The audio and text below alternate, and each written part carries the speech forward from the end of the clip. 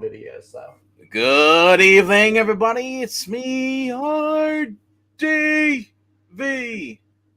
Yeah, what's up, guys? What's up, Zach? yo, Zach just got back from coaching the Little Tigers.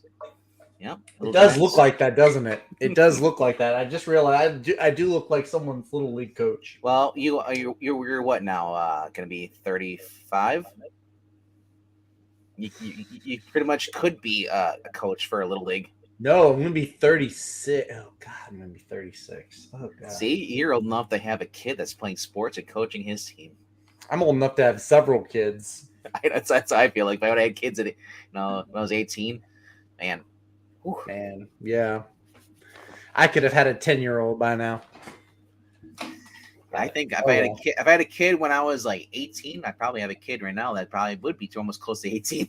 Yeah, I was about to say, if I had a kid at 25, he'd be like 10 years old. I'm almost 40. Yeah, I'm 4 years behind you. Yep, I'd have a kid, and I'd just it'd be like the country in great debt. What are you in the chat right here? We got Morani in the chat saying we're gonna do this our Saturday morning special here with that I like to watch. Memories, your Saturday morning memories, or I think it's called something. It's the Dr. Silver Ages channel where he just clicks on and gets through them. So Morania is saying hello to Morania. I just read it in Arnold Schwarzenegger's voice. Get to the chopper. Get to the countdown. Yeah, like a good neighbor. over on Dr. Silver's channel, him and Shannon take turns reading the comments. So if I click on this, you'll be your turn to read it. Do it now. And then even my cat saying meow motherfuckers. Dogs are better. That's Mr. Motherfucker to you. Say kind of motherfucker and Lord motherfucker. See, now you ruined it. You know it because they're supposed to take turns. That's what it's supposed to alternate. Oh, my bad. I thought we were because it was still J, so I didn't know if we were alternating people or comments. Okay, it's understandable. Gotcha. Man, guys, if you check out Dr. Silverage's channel, I'm just gonna say right now, it is funny. It's one of my most fun shows to watch Saturday mornings because I thought I saw a lot of fossils on Wednesdays. Man, Saturday mornings, I mean. They're all up that time because it's the morning. Well, people are up in the morning. So, man, I love Rod's his music and outro music. It's Christmas music. You know, it's not. I don't know what song it is. It's just instrumental, and it's just wonderful. It always puts me in the mood to watch them talk about comic books and or show comic books. You know, and then just going through the chat. It's great. MK saying no Breen tonight. Well, he's never on Tuesday nights. So, yeah, he doesn't do the Tuesdays. Yes. He'll be here Thursday. Assuming. How about a BH slab, motherfucker? Sir BH slab. Sir BH. We got a lot of bastiches in the chat. Bastich. Whatever you prefer.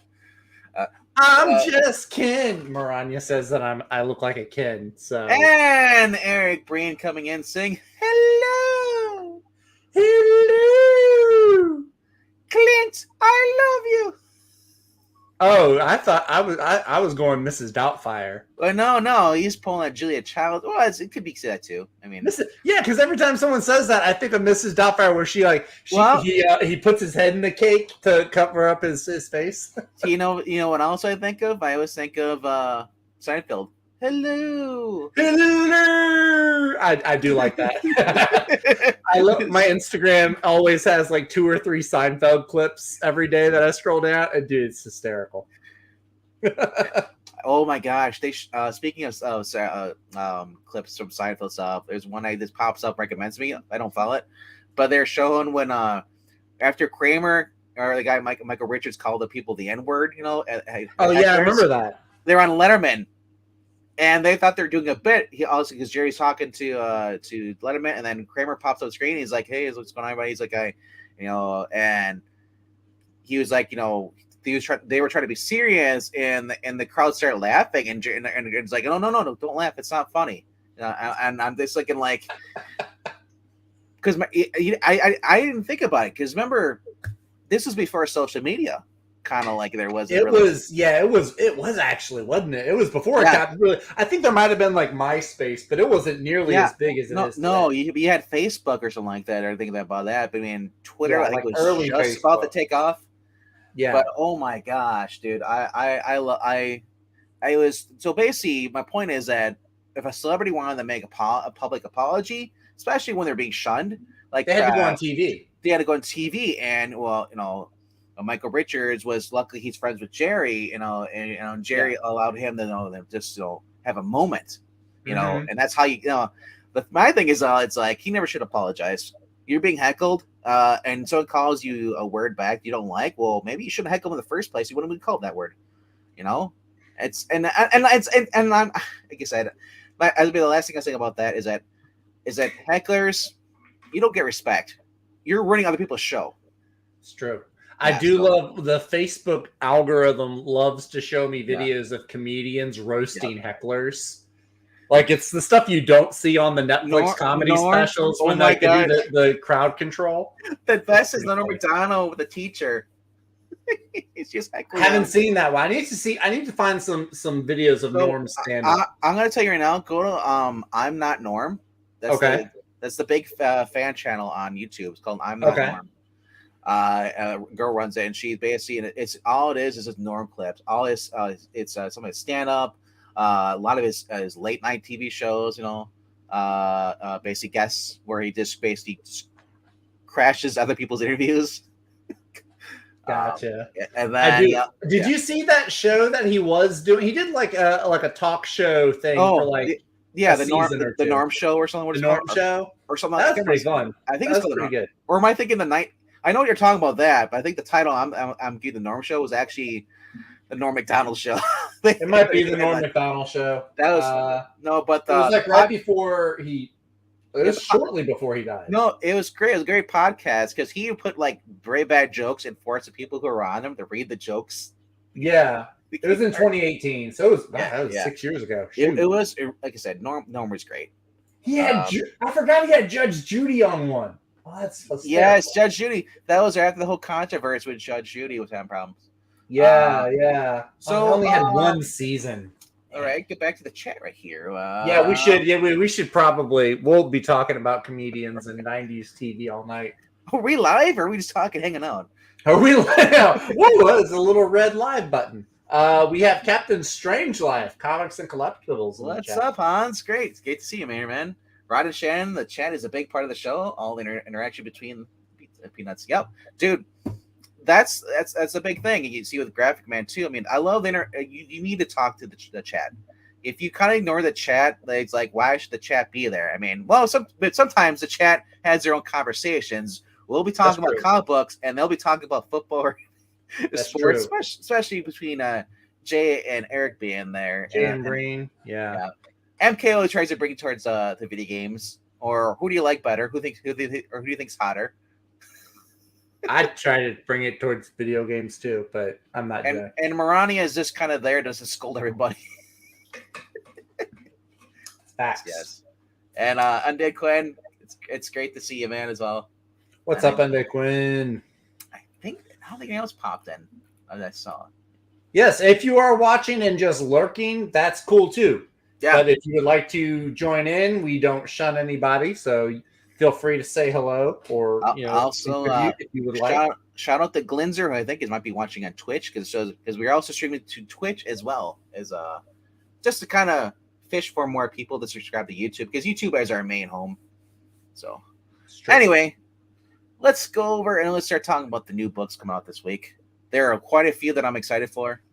I have exactly 5 this week. I am not over or under. I kind of figured you were, especially if you're jumping on the train with Superman. That's coming out this week. I've been on that train. What are you talking about? If anyone's jumping on the train, it's you. I've been on the Superman train. I mean, you are familiar with trains. What does that mean? Wow, it's an inside joke. Okay. Unless you watch the channel because you like trains, you like being on trains, I can't think of anything racist involving trains. Well, go to World War II. World War II. Wait. What? Oh, come on. That's just in poor. That's in poor taste. That's not even funny. That's just poor Yeah, taste. but anyway, right. Do you want to start up with your top 5, sir?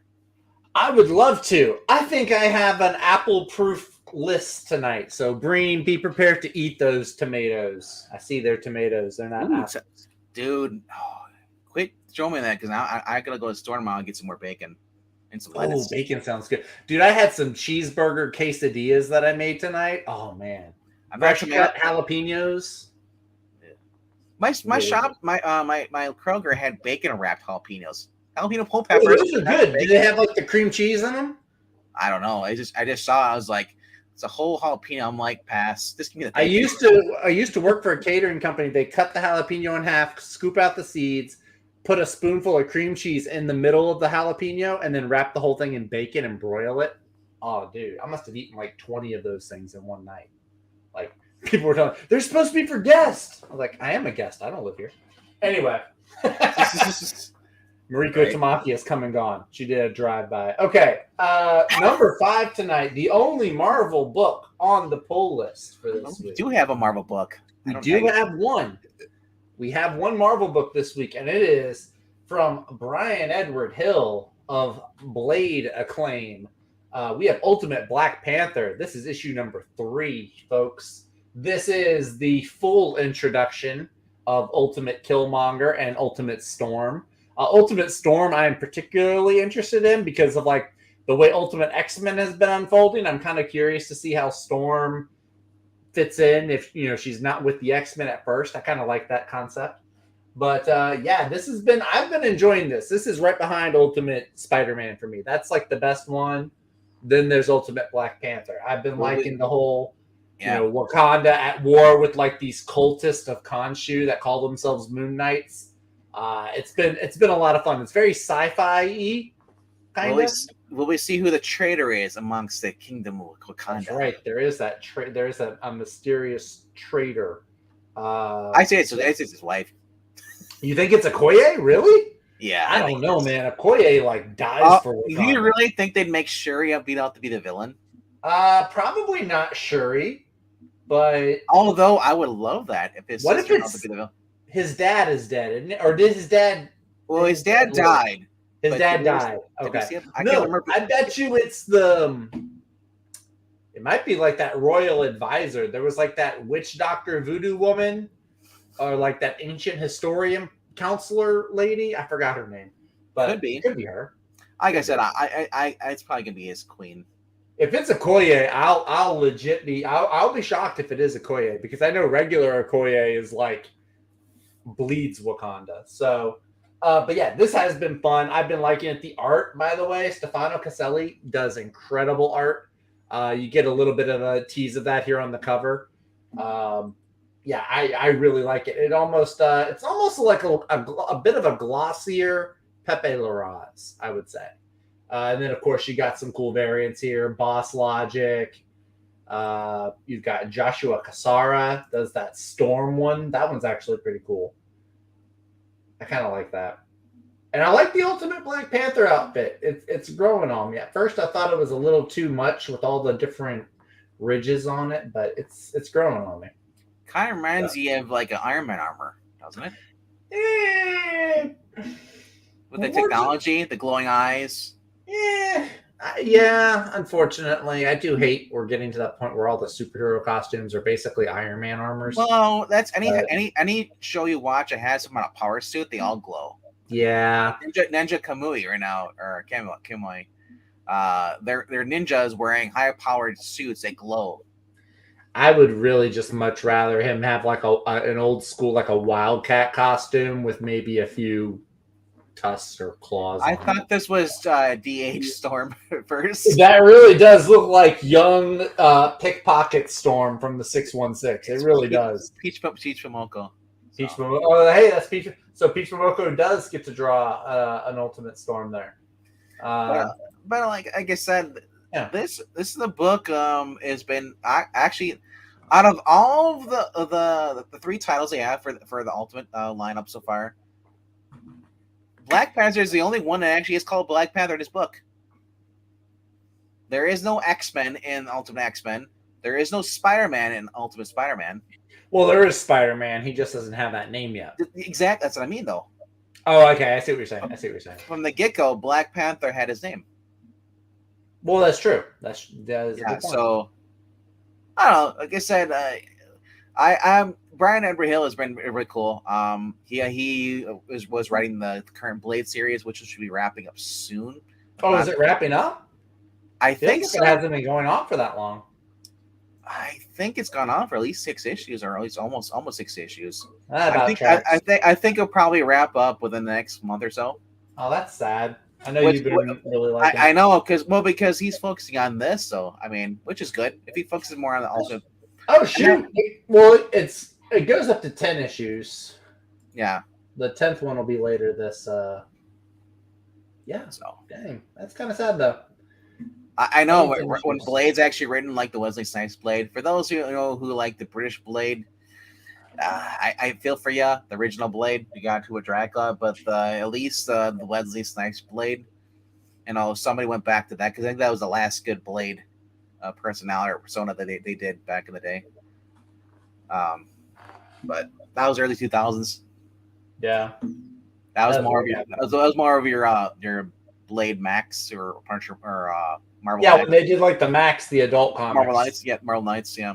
Marvel Knights, yeah.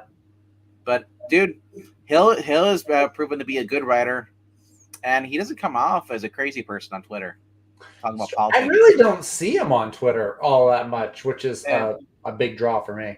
Honestly, that's the best thing for if you're following a writer and stuff.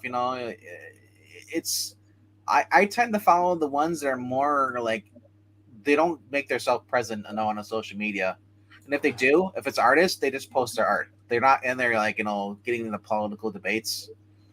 Same with the writers like that. Jeremy Adams has been phenomenal with that. He doesn't. He has not once mentioned his politics, but he has mentioned his faith. But yeah. But Storm and Killmonger it's the whole universe. These are Elseworlds, so I have a little more leeway with these.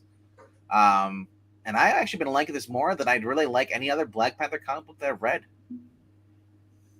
So yeah, it's fun. It's good. Get it now. Anyway, if the saying goes, if you're gonna steal from the best, namely Iron Man. Well, I mean, Dr. Doom made it better. It's true. When he was Iron Doom. The infamous Iron Man? Is that what it was? Infamous Iron Man. Yep. Yeah. So I love that armor he had. Anyway, let's go to my number 5 this week. My number 5 for this week is a book, a lot of these you're gonna see like, well, you've seen this on my list before. But you've never seen this book this high up on the list before, though. Oh. Yes. Because there's a lot of books coming out that I'm really enjoying. Yeah. Cobra Commander number 4 is my number 5. Dang, that is low on the list. I was like, I can deal with this being 5. It's top 5. Top 5, yeah. How many books are you getting this week? Offhand, I think about maybe 12. Shoot, or less. I'm not sure. Well, I know. Still, this made the top 5. So because I mean, obviously, your Ultimate Black Panther is on my list, plus the ones I have here, right? And then I don't think there's any other Marvel books. I think I have Walking Dead, which is always I want to get deluxe. I always get all the time too. Yeah. So, but yeah, I'm sure there's a few other too. But Cobra Commander has been fun. I know some people are like, I think it was Wraith, who follows the channel here, said he just didn't care for the Cobra Lawn or whatever it was, the original origin story they did in the Cobra G.I. Joe movie, which is basically part of that series and all. And honestly, it doesn't bother me. What I don't like about the G.I. Joe movie is he turned him into a snake, turned him to Cobra, and then they use magic to turn him back into a humanoid snake person. I didn't care for. That was kind of weird. Because Cobra Commander is awesome. Cobra Commander is the Starscream of the G.I. Joe series. I love it. Same voice actor. You're not too far off. Yes. Okay, so Energon Universe is a danger. Cobra Commander has found a new ally, willing or not, that may just make him unstoppable. Of course, someone has to step ahead of him.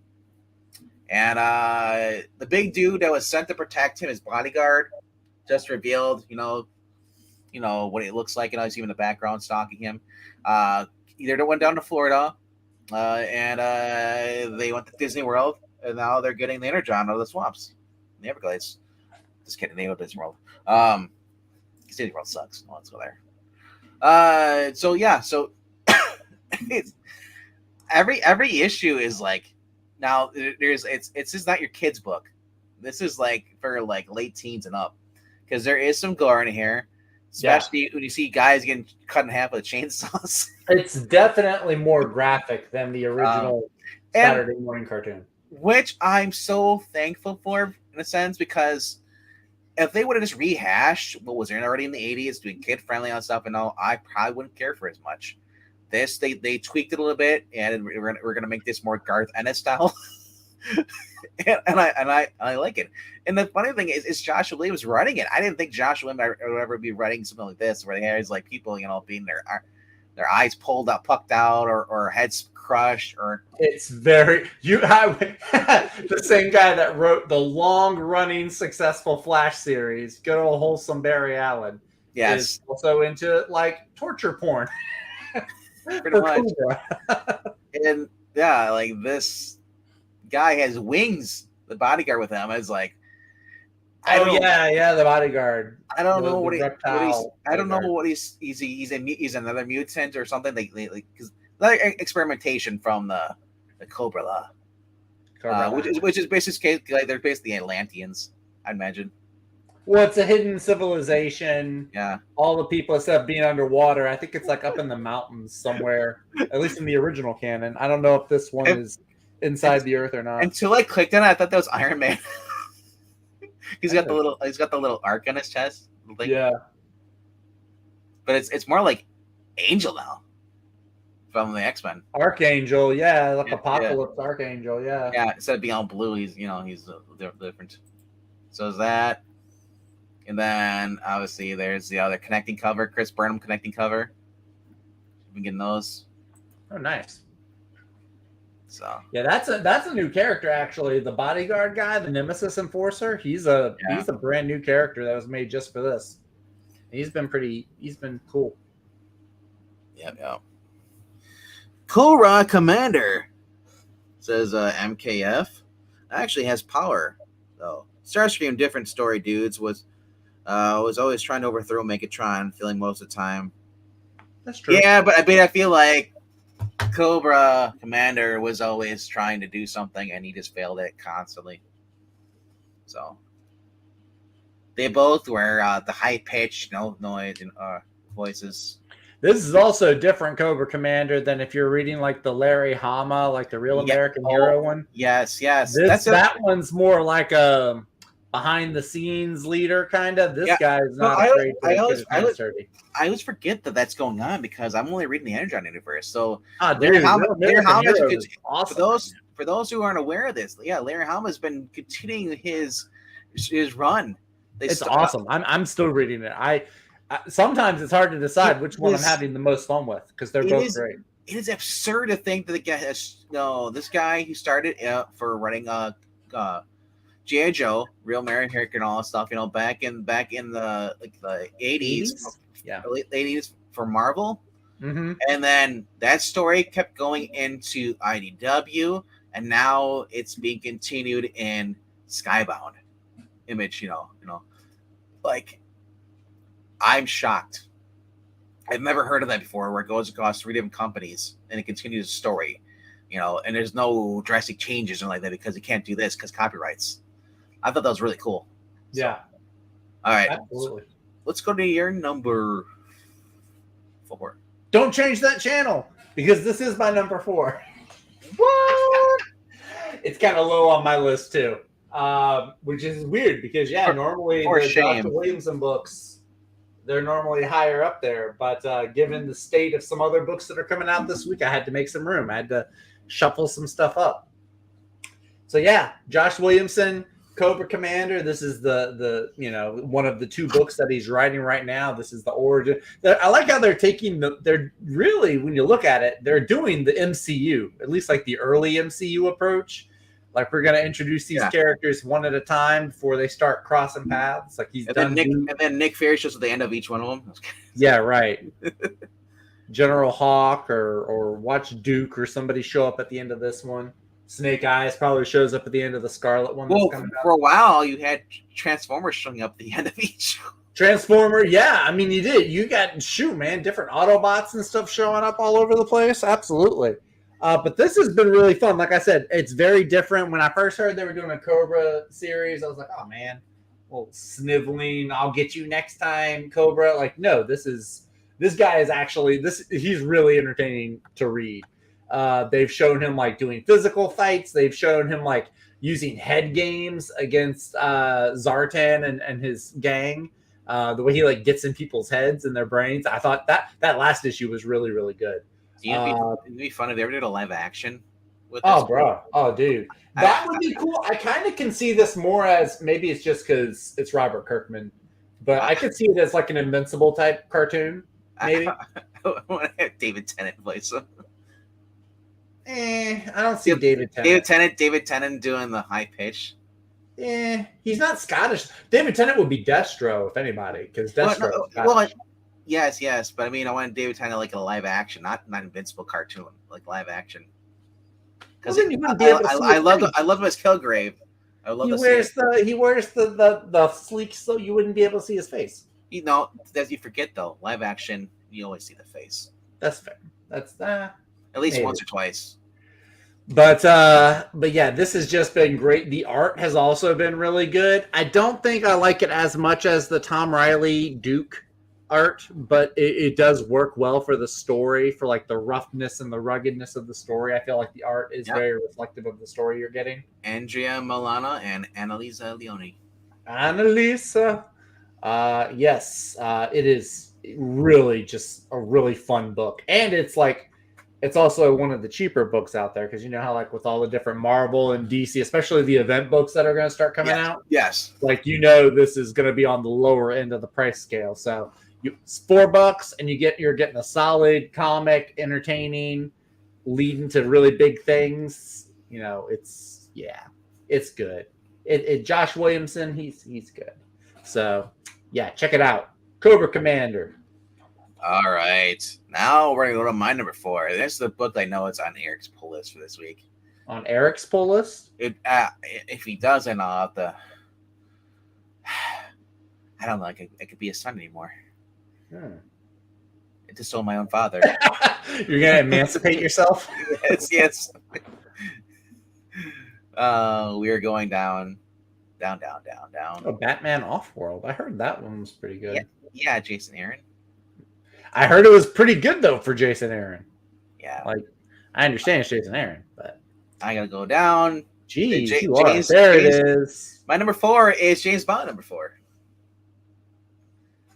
Garth Ennis writing freaking Punisher James Bond. I love it.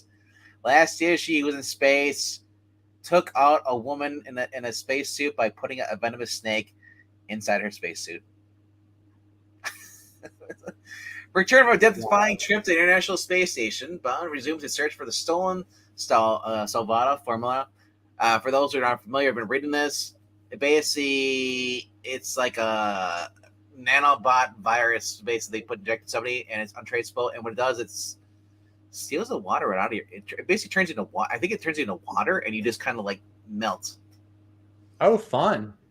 It's been a while, so I have to go back and read it. I think that's what it does, because they only show it like that senator in the first X-Men movie, like he just like melts there on the beach, just like.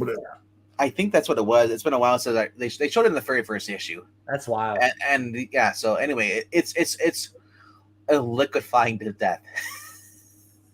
Yeah, so when they have liquidation sales. But anyway, it says once he discovers where the trail ultimately leads, the legendary Double O agent finds himself playing for the high stakes, setting a trap for his enemies that risk turning all of MX-16 against him. And this is what I love. I love Rogue Bond. I love Bond doing what he needs to do, and MI6 questioning because he looks like he's a villain. So I understand some people didn't like that, and I think it was Quantum of Solace with Daniel Craig. Yeah, I think it was. That was the second Daniel Craig one. Yeah, I actually like Quantum of Solace. I like when you have a good guy going against all odds. That's why I like Gotham. That's why I like Ben Kinski, James Gordon, going up against all the corruption.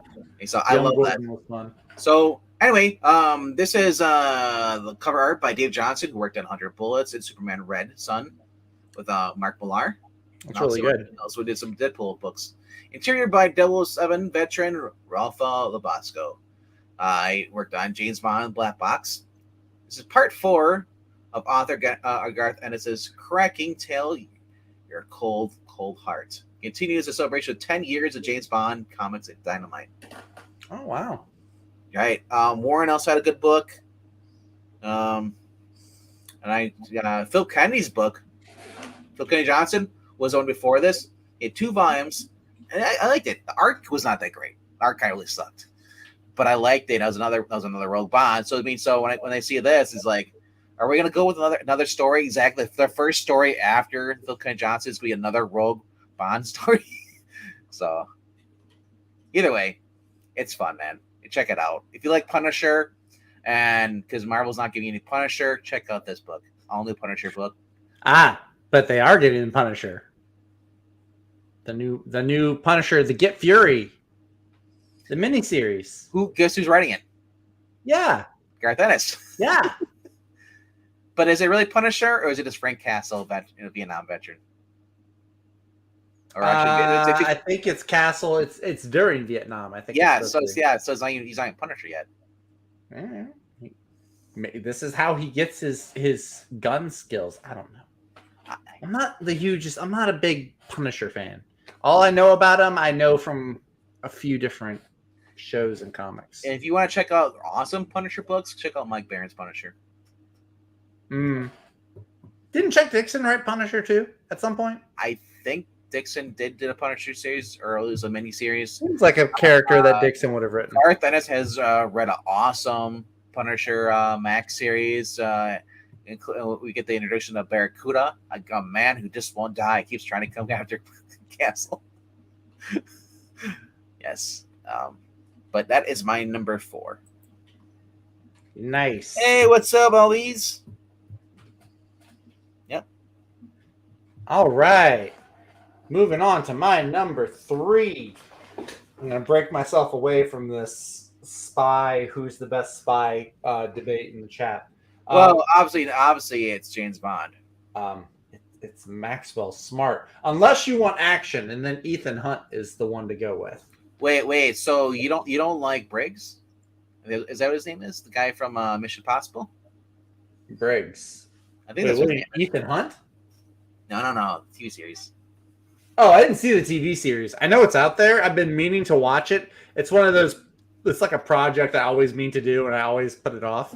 And for those who have watched the series, go check out the first season review that Professor Pixel and Rob did over on Extreme Movie Show. They did the whole entire season. So it's not Ethan Hunt in the TV show. He's the guy they made just for the movie. He was created for the movies. Those are both a soft reboot of the series adapted from those. Okay. Which actually worked because it modernizing it a little bit. If you would have done the original, yeah, it would have been like that bad Avengers movie they did. Oh, I remember that Avengers movie. Yeah, it did not. Yeah. It bombed. It was not great. All right, number 3. I'm very excited for this because they should have been by rights on Shazam up until now, but then they left. But now they're back with Batman Superman World's Finest, issue number 26. This is my halfway point. This is my number 3 book of the week, y'all. This is Mark Waid and Dan Mora returning. It's funny you say that because it's my halfway point too. Oh, is it really? It's also your number 3? Nice. Well, there you go then. Yeah, this has been. I'm really looking forward to this one. So if you read the annual or you read the previous issue, you've been seeing like these hints drop that they're gonna have Batmite and Mr. Mxyzptlk. There's like this crisis going on in like fourth dimensional imp world. Fifth dimension. Fifth dimension, excuse me. There's so many of them. Fifth dimensional imp world. We're third dimension. What's fourth dimension? We don't speak of fourth dimension. Oh, we don't speak of it. Okay. But yeah, so now they're seeking out Batman and Superman to help them out. And yeah, I mean, really, all I should have to say is Mark Waid writing and Dan Moore art, and boom, that's it. It's one of those cases, like I said, Mark Waid is one of those things. He's a dick, but he writes good. And it's sad because, like I said, you know, that's what I talk about. Social media I hate social media because of the fact that it's good, but it also can be used for bad. And the being bad means that for people like Mark Waid, pulling the shit he did with, I think it was it with Richard? I think it was.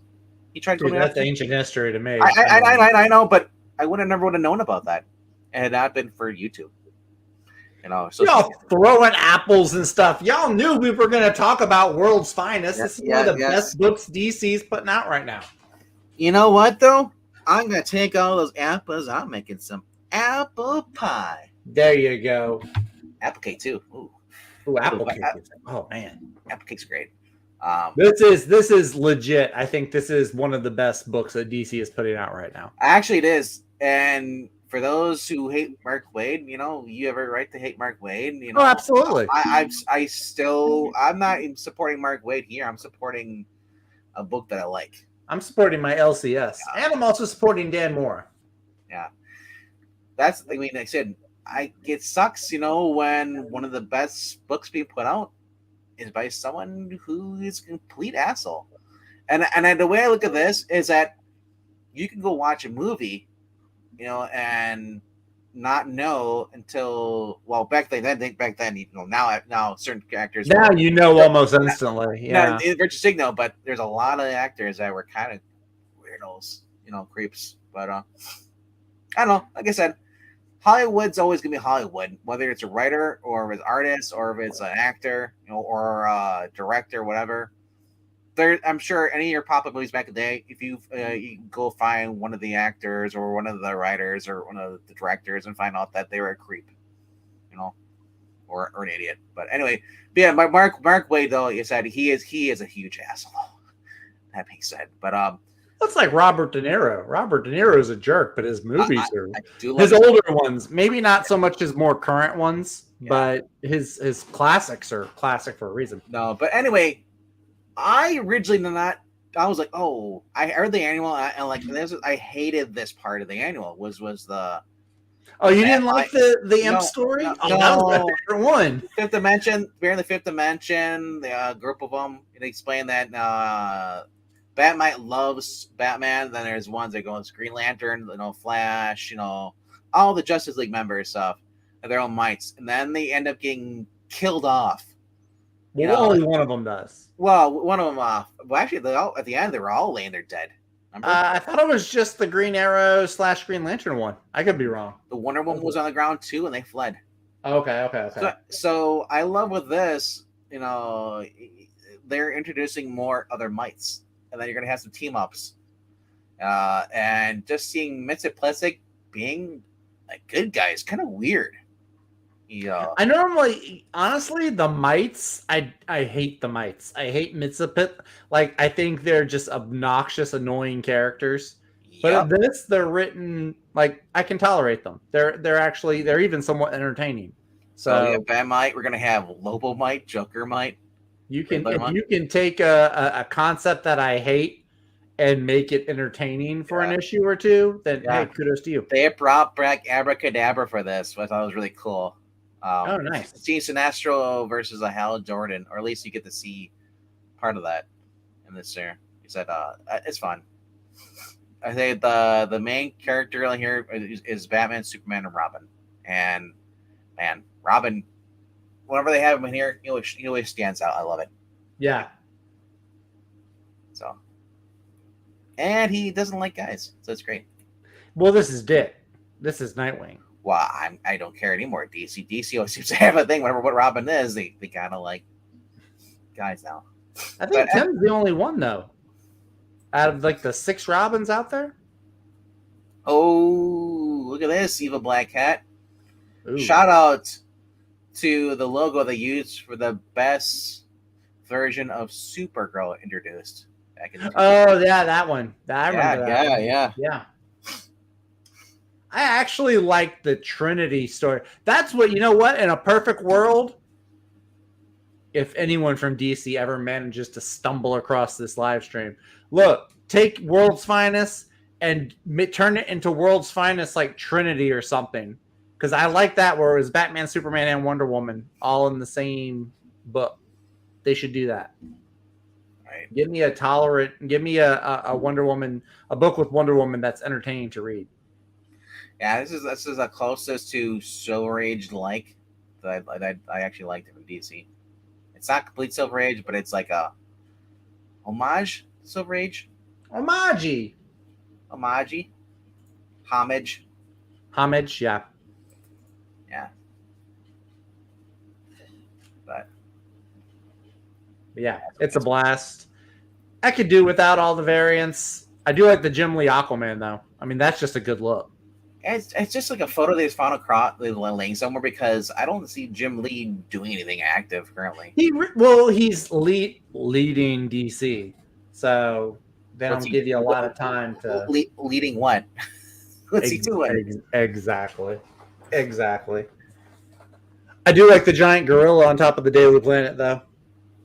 The DC apes are always they're a winner in my book. I do love this book, and I read some of the samples and hearing stuff, and like I said, like Batmite supports Batman. He loves Batman, where Vincent Plitzig just wants to torment Superman. The complete opposite. That's true. So you see them switching partners. Batmite with Superman, it's Plitzig with Batman. So. Yeah, that could be entertaining. And a little bit. They're in the little Power Wheels that shoots. It's awesome. I also just like seeing comic book covers where the characters, like, they have the word balloons and they're talking. Like, you know how so many comic covers now, it's just like poses of super, and it usually has nothing to do with the interior. This is a little bit, it's more lighthearted. It's not all doom and gloom because I'm Batman. So yeah, they're always like this. As I see covers like this, is like okay. Exactly.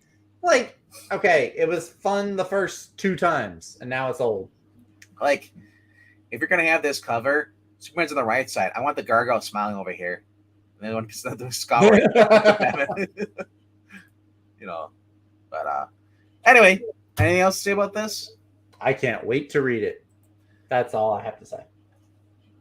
I read it earlier today. You're gonna enjoy it. Of course you did. Of course you did. Yes. Peggy 12. Oh, what was that? Are you ordering something? No. Sorry about that. Alexa? I was scrolling down Twitter and accidentally hit the sound button on a video game trailer. Sorry, my bad. Alrighty. Well, you want to go to your number 2? Sure, we can go to my number 2. Get used to seeing this character though, because you see him right here. You're about to see him again, because it's a week where Josh Williamson has a book out, which means it's a week where Josh Williamson has 2 books out, because they always come in 2. So he never just has one comic release on a new comic book day. We are going over to Superman number 13, continuing the House of Brainiac. Of course, the first issue that was involving this was Action Comics last week, which was a really solid opening issue for the story, I think. Yeah, I mean, I love everything that I've read so far. Brainiac coming back, being the big villain, all these Caesarians, I guess, whoever, what Lobo is. It's not a Superman family event. All the other Superman associates pretty much got taken out the board. It's a Superman Lobo team up. When's the last time you had that? For real? Well, when's the last time you saw Lobo in anything? I'm trying to think. Last week, Green Lantern. Well, that's true. Well, prior to that, I mean, 90s Lobo was big. So yeah, I mean, in the 90s he was big, but like, what, New 52? Was it New 52 that did like the Twilight Lobo, like the pretty boy? Yeah. Where he kills the.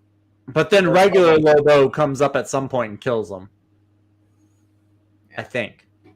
So I remember the Twilight Lobo killing the main, our original Lobo, and then like he had a feminine looking Lobo. I'm the real Lobo. That one stole my name. Right, yeah, exactly. But yeah, so I mean, Lobo is that's gonna be fun to see. Superman and Lobo kind of reluctantly teaming up. What's cool about this is connecting cover. Yeah, connects with Action Comics. With the very first one, so. Yeah. So also, I love Brainiac as a villain. I think he's probably my favorite Superman villain. So getting to see him back in the limelight again is exciting. Next week is gonna be Power Girl. Is where the story continues. Yeah. Actually, no. This goes in. I think this goes into Action Comics. Power Girl and Green Lantern are spinoffs. Yes. I think Action Comics and Superman are the main story. Yes, yeah, which is really cool. Going back, it's just two books. You don't have to read like 5. All we're missing is Adventures of Superman. Yeah, but you also have on this one, you have Rafa Sandoval doing the art. The art it is gorgeous. It's better than Jamal's. What? It's better than Jamal's. You know what? Because Sandoval did last week. He did the Action Comics, didn't he? Yeah. Yeah, he did. You're right. I have it right here. I have it right here. I can just look at it myself. Yeah, no, his art in Action Comics was pretty amazing. And this is his art on the cover too. Yeah, that's him on the cover as well. Yeah. I like that we're getting cover artists that reflect the quality of art inside the book. Yeah, Sandoval, I think you might be right. His art has been on fire. Better than Campbell's recently. Yeah, it's just been a really fun story so far. You've got just all kinds of characters in here. Green Lanterns have cameos in this one too, apparently. It looks like. But then just so many of the Superman characters have been a blast to read. Lois and Jimmy, and like Jimmy's dating Banshee now, which is it's weird, but it works. Perry's running for mayor, and you've got like Livewire and Parasite are trying to reform. Mercy Graves is really fun. I actually like Mercy Graves a lot. I think she's a really fun character in this. You just have a ton of cool characters. Lex Luthor, like, part of me is still waiting for like that other shoe to drop, but it really does seem like they're really trying to have Lex do an about face and like not be a bad guy anymore. I feel at the end of this run, whoever takes over, Lex will return back to being a villain. You think so? I think so. I think, part of me thinks that because like there's always the status quo in comic books, right? Even if somebody else becomes Iron Man or Captain America for a little bit, it'll always revert to Steve Rogers or Tony Stark being that character. Well, my thing is that I don't want them to make him the next Harley Quinn, where he never becomes where he never returns to being a villain. He will never be a Harley Quinn because he's a white guy and not a girl. I'm just saying Harley. Well, there actually was a Harlequin. There actually is one guy. Well, that's Harlequin, not Harley. Yes. Never mind. So anyway, my point was being is that with DC and current comic book writer companies, they want to make all their villains into heroes, anti-heroes. I hopefully he does go back to being a villain sometime. I love the Master Planner. I like the storytelling. I like the story opportunities that this new Lex Luthor has opened up. And I understand for those who are like, well, I grew up reading him being the villain. I want to see something different. I didn't get the experience. But you're talking about you read all the John Byrne Supermans. You make me drink every time you bring up Post-Crisis. Drink, Zach. I just did. I literally just took a swig out of this because you said the name. I did say the name. You're right. I have nothing else to say though about this one. Just that it's a blast. If you're not reading, this is probably Williamson's best book that he's doing for DC right now. Green Arrow is pretty close behind it. But Superman has been like his. I think it's better than his Flash book. He hasn't been doing it nearly as long yet, but I think this is his best book. After you read this issue, you're gonna think that Green Arrow is miles away, and as far as quality, I don't know. I really like Green Arrow though. I like the idea of Green Arrow. I just don't like the execution. Get rid of the Waller crap. And I think. Oh, I just mean I like Green Arrow as I'm not talking about the particular run. I'm talking about Green Arrow as a character. Well, as a character, sure, but I don't think Josh Williamson. I mean, he's doing the best he can because he's being forced by editorial to put Amanda Waller into everything. But well, everybody is. Tom Taylor's got Amanda Waller in Titans. They've got that weird Suicide Squad with Dreamer. Yeah, Dreamer is a Suicide Squad member now. Yeah. Well, it makes sense. You know, trans people are more prone to suicide.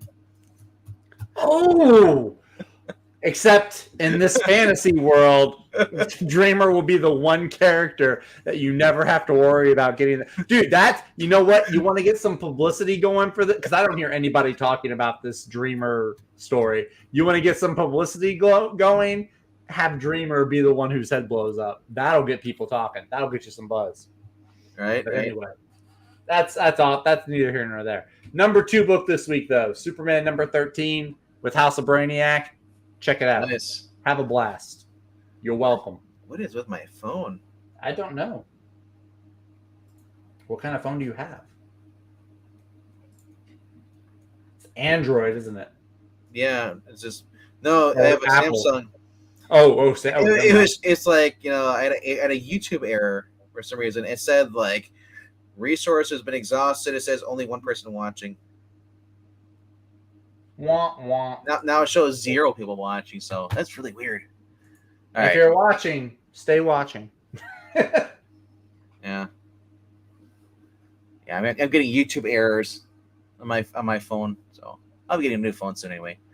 All right, go to my number 2. My number 2 is, well, it's a book that also I know Zach's getting. How dare you? Jay Garrick. Number 2? You're not worthy. Yeah. Yeah. So my phone, it says like, you know, I went to go look at it. I was like, you have exhausted resources or something like that. I was like, for the YouTube thing, I was like, what? Like it was a YouTube error, and it still only shows one person. Yeah. That's strange. I lost views too.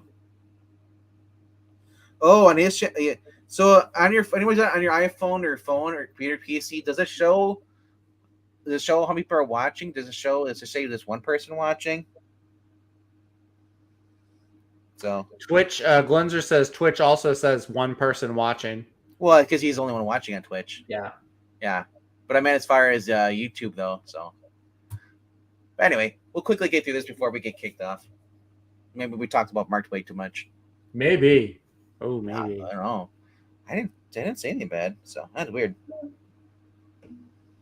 Nothing he hasn't heard before, I'm sure. Yeah. So Undead Quinn, are you on PC or are you on a phone?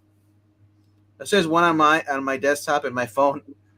Well, it's good that you guys are still here. I thought maybe we said something, we got kicked off. Well, it's gonna. Yeah, we'll quickly go through this. So the fight against Dr. Endemol reaches the finish line, and I did read this book. It was tough for me with Superman.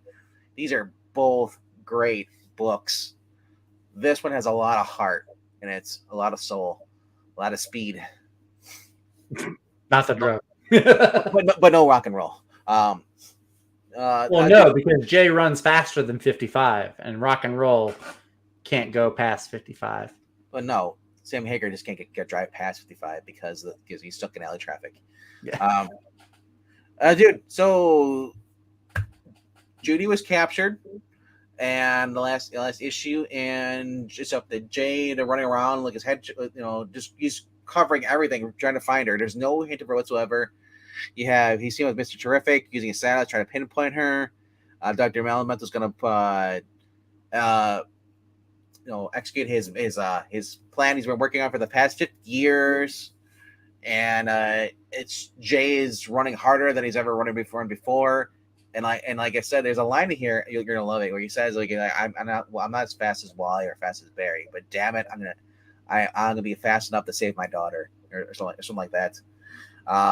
This is a bittersweet book. I'm gonna say it right now. As far as Judy goes, is this the last time we're gonna see her? I doubt it. With this book being the end of this, and Jeff Johns was the whole reason she brought it, was Jeff Johns' character brought her in. Will she be given the gay treatment they keep her on? Like I said, I don't see her sticking around unless she gets the Tim treatment, where when they turn into a lesbian character or something like that. But I don't think she's ever gonna do that. I think this is it for her, unless she gets her own series. But then I'm scared of who's gonna be writing this, because it's DC. DC has one foot in its mouth. Actually, it has the gun barrel in its mouth, but it hasn't pulled the trigger yet. That's what I think about when it comes to DC. There's still some good, so you're holding on for hope, but there's always that bad that makes you want to pull the trigger. So, anyway, this positive review brought to you by RDV. Well, I'm just saying, I said this is a great book. This book is so great that it scared me for what's coming next. Is this character going to just be forgotten? To me, I think that's the best thing for this character, be forgotten for DC, because unless it's Jeremy Adams, I don't see this character getting good treatment. I think, like I said, the way the track record DC has, no. Anyway, honestly, very fun book. Very last, I said it's a roller coaster emotions, happy, sad, just like, and kind of angry, and also, just joyful. Don't let the cover art fool you. It actually is pretty cool. The cover art, actually, I do like the cover art. These cover A's have been pretty good. The B is the one that I'm aiming to get, though, because I already have the first part. The interior artist is Diego Ortega. Ortega? This is the interior art. Yeah. It's pretty good. It's kind of got a little bit of a Darwin Cook vibe to it, and there's somebody else I can't think of the name, but it reminds me of somebody. Maybe a little bit of Sean Gordon Murphy with the sharp lines, the nose and stuff. Yeah, the hands, the way the face is structured and drawn out with like a lot of those straight sharp lines. Yes, the hands here too. Yeah, definitely the hands. She's got pixel fingers. Anyway, my gosh, that could be Young Pixel. That could be the same face. DC is monkey paws. So. But yeah, dude, like I said, Francis Manapul has a nice stock covariant. Yeah, I got the first part. Was Manapul doing the interior for Joshua Williamson? Might have been. I thought he was doing some interior for one of the Flash series. Might have been, because he's been popping up a lot for variant covers. But the Joshua Williamson Omnibus, which just came out last week.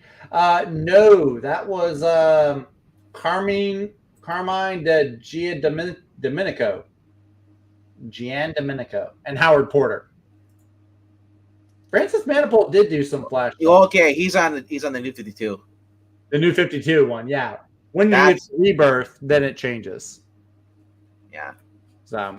Yeah, do that. Okay, so that's where it's from. Okay. All right. Give us your countdown, and then we'll talk about Flash. All right. Yeah, right. All right. Number 5 is the one Marvel book, because I got to give them something. Ultimate Black Panther, number 3. Then we move on to Image, where we have Cobra Commander, number 4 from Joshua Williamson.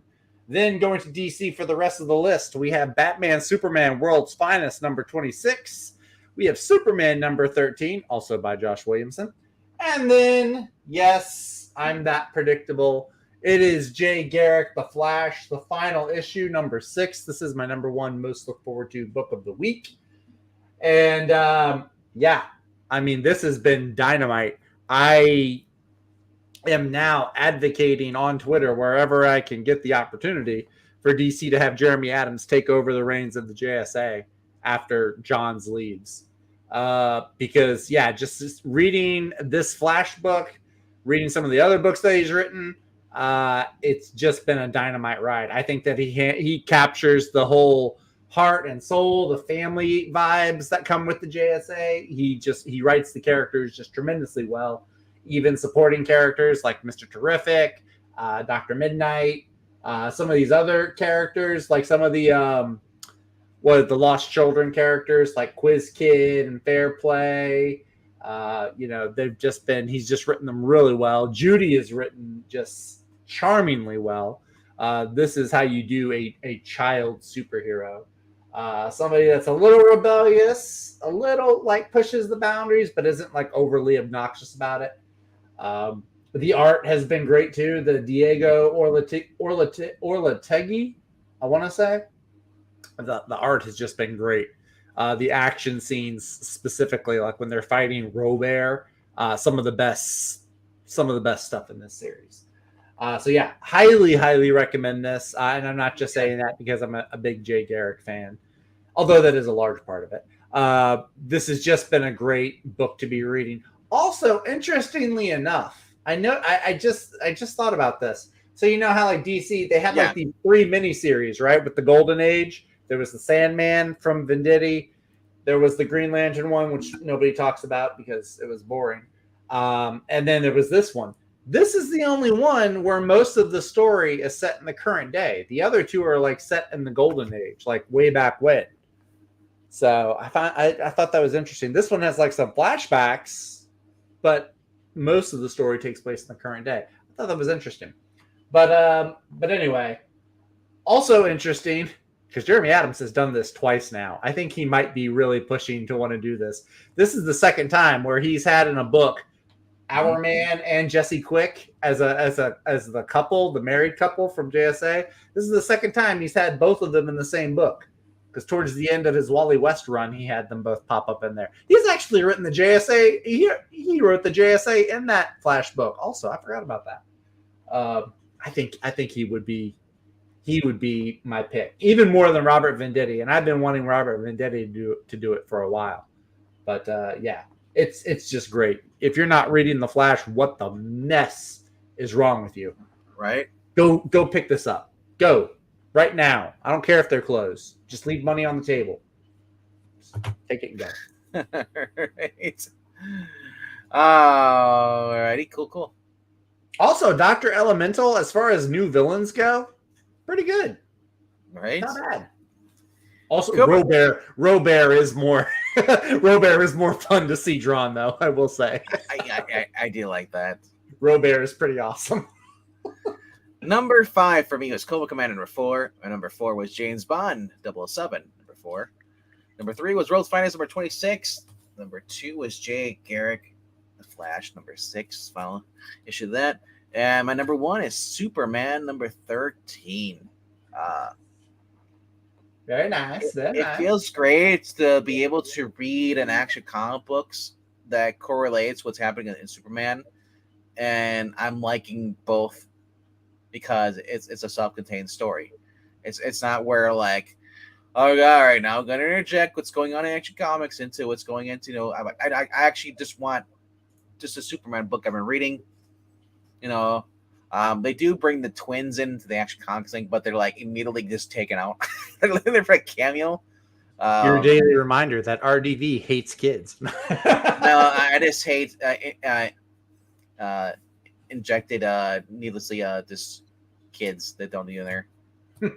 They don't need to be in there. We have Jonathan Kent, but Jonathan Kent is absent from this whole entire event. That's true. I have not seen Jonathan Kent pop up in any of Josh Williamson's Superman run. Really, he might have had like one page during the Parasite arc. Maybe I challenge people to go online and find the one person that's complaining about Jonathan Kent not having representation in this book series and calling them racist. Honestly, Supergirl has had more page time than Jonathan Kent. We even get the Chinese Superman here too. Keenan or is it listen here at his name? Yeah, Keenan. Keenan Kong appears in this issue. He was in the last issue too. Superboy Con-El. The last name. Let's see, Superboy Con-El. Except he's got the dumb 80s look. It's not the black t-shirt and jeans. Are you retarded? Yes, because I like that look. No.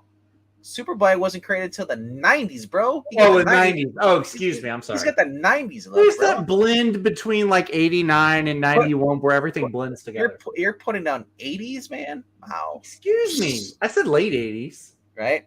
Hey, we're back to normal. It says something about watching. I'm not normal. What are you talking about? No, I meant the chat. It says Oh, okay. Welcome back, chat. Unless you never left. It says some people are watching now. Yay! I don't know what it says on StreamYard. So StreamYard gives you the real number. It tells you who's also. Because that's how you know if there's people on Twitch.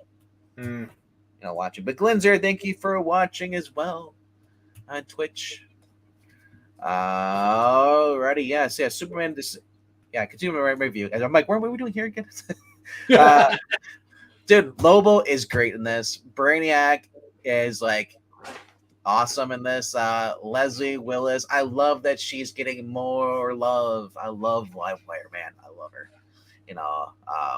CW show didn't do crap for her. They just made her. Well, I mean, that's because of the CW, though. I know, Supergirl. It's like, ugh. You notice that they got rid of her in Banshee right away in that show. For those who didn't watch once they moved to CW, like they Leslie dies as a hero protecting Supergirl and dies. It's like no, Mercy Graves has been another character I've been loving on here too. As Zach had pointed out, is that Mercy's been fun. Mercy proves that hey, she's not a bad person. She just works for an asshole. Kind of like us working with Puppetine, but no respect. Where's the lie? All right. But Milton Fine Brainiac makes a cameo too. Yes. You know what he's from, Milton Fine, right? Zach? Is that the Smallville Brainiac? Post-crisis. Then Then there's Brainiac 13.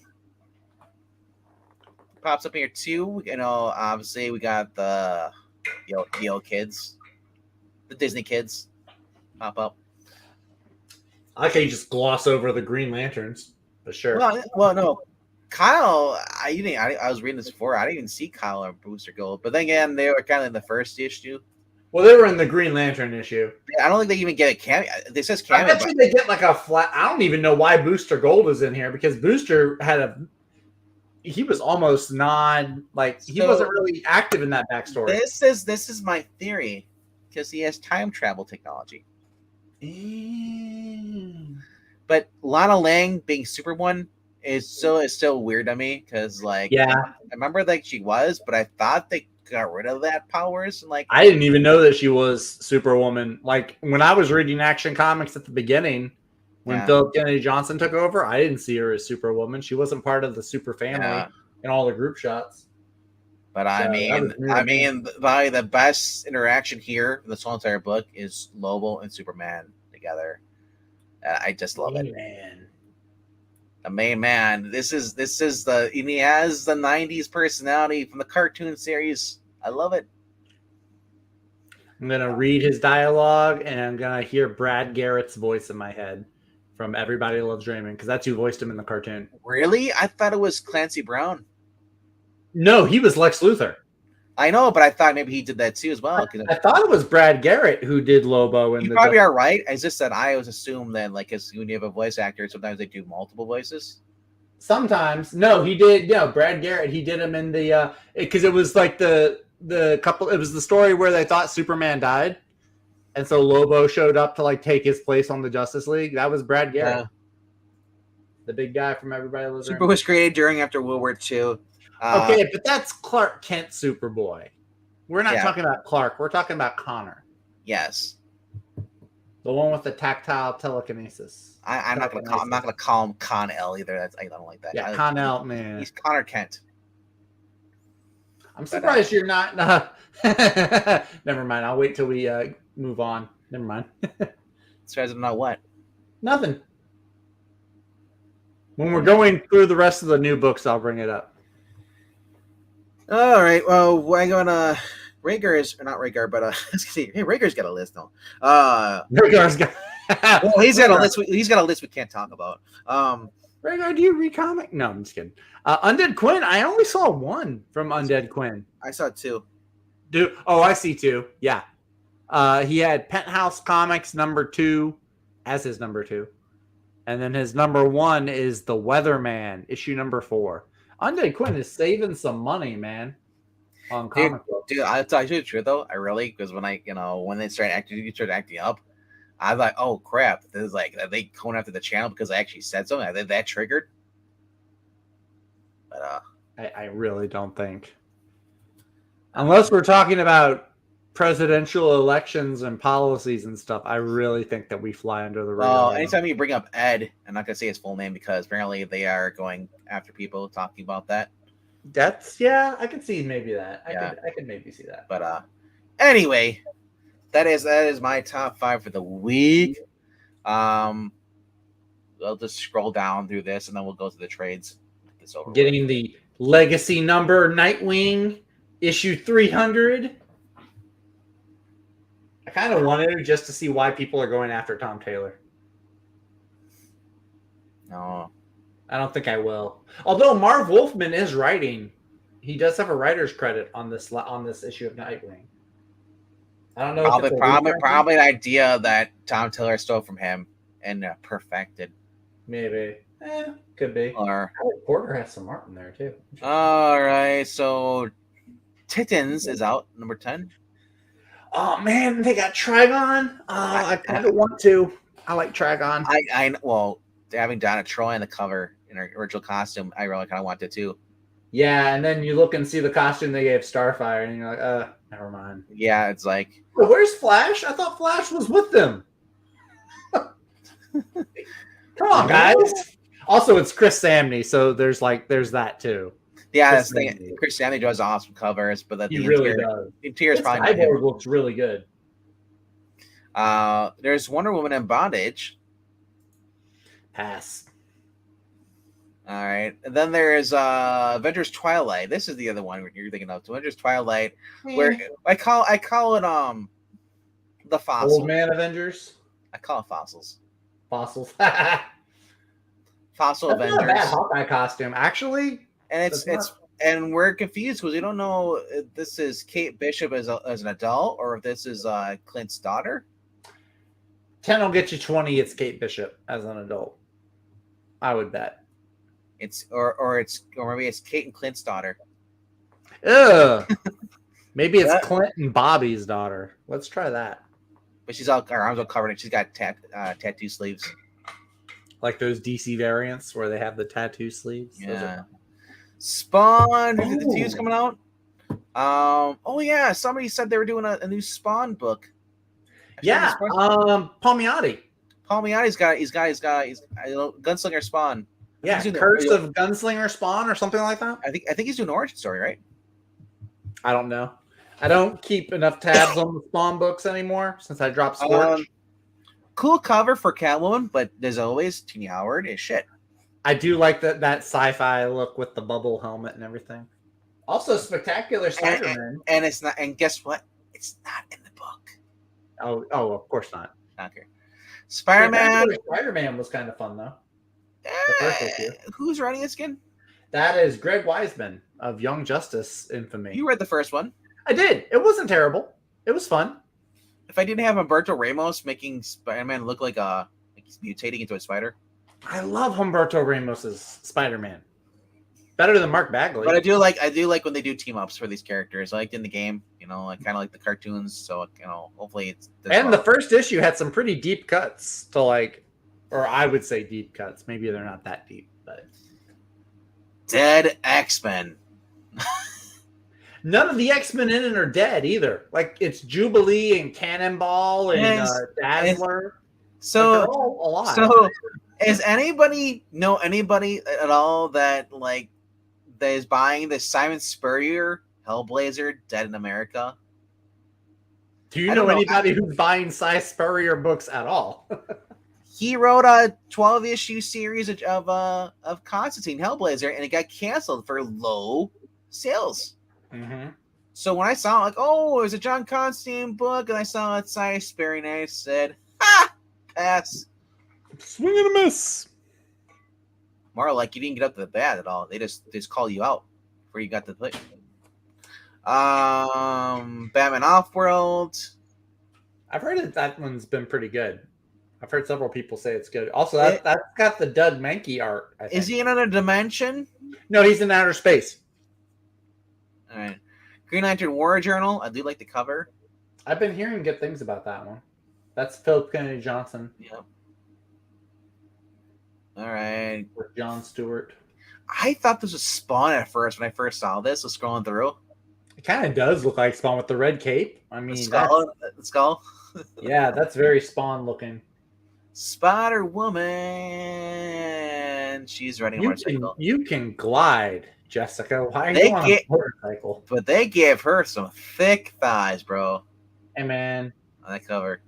Oh, of course. Why is it every time they leave New York City, Marvel always has to have them go to San Francisco? New York City! It's like there's no other city in the United States for Marvel except New York or San Francisco. Well, there's no in between. Hey, remember it used to be Oklahoma? Well, there used to be, yes, there did used to be Oklahoma before. Yeah, that's true. But since then, it's like, nope. New York, Frisco. I would laugh if they actually went to Wisconsin one of these times. Or Minnesota. That would be hysterical. Yo, Star is in this book, though, in Spider-Woman. Remember Star? Oh, I'm so tempted now. The Captain Marvel that everyone loved that they tried to say was evil. Yeah. I'm very tempted now, too. It's Steve Fox, though. Can he be 2 for 2? That is right. Well, you read the Steve Fox X-Men. He was the X-Men book writer, because I think that's because he has adhered to what they're doing, the Hall style that match the show. Maybe because he's connected to the show. Officially, he's connected. But a new adventure starts. You're introducing some new faces and with the potential to become new champions. If you guys haven't checked out the Puppetine hosted on Sunday night, this past Sunday, they did Champions #1. So for those who are old enough to bought it when it came out and enjoyed it, those who are young enough, old enough. Well, for the young kids or old at heart that do like that, that's up on the channel. Well, I was gonna say, as long as it's not the champions that tried to be like Marvel Teen Titans.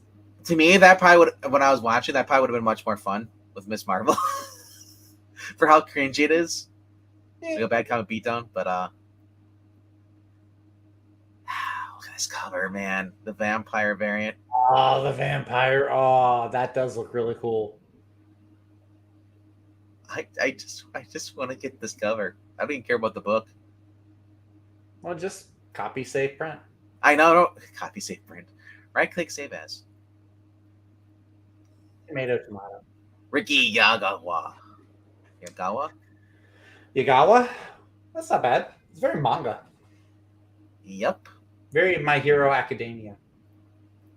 Which comes back this year. So soon. Captain America for the new champions. What? Who is this? I don't know. He's not the blonde Captain America from the MC2. I gotta see. Is this young woman?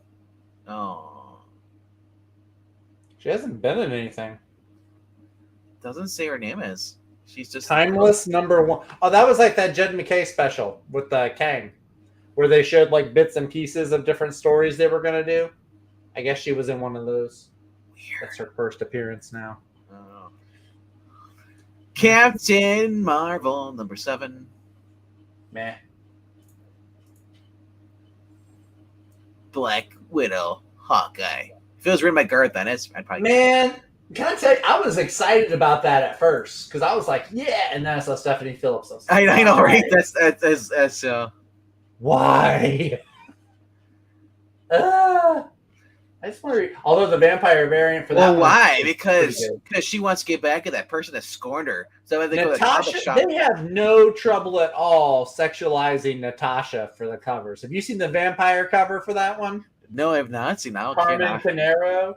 Oh man, it's pretty good. It's pretty good. Yeah, the What If Venom. Yeah, it was a Doctor Strange's Venom. Yeah, if I want to see that, let's go watch Ultimate Spider-Man again. I've already seen that version. Dude, that looks great. Right? From all the Kelly Thompson issues, and then this, it's like they have no problem Oh my showing gosh. off Natasha.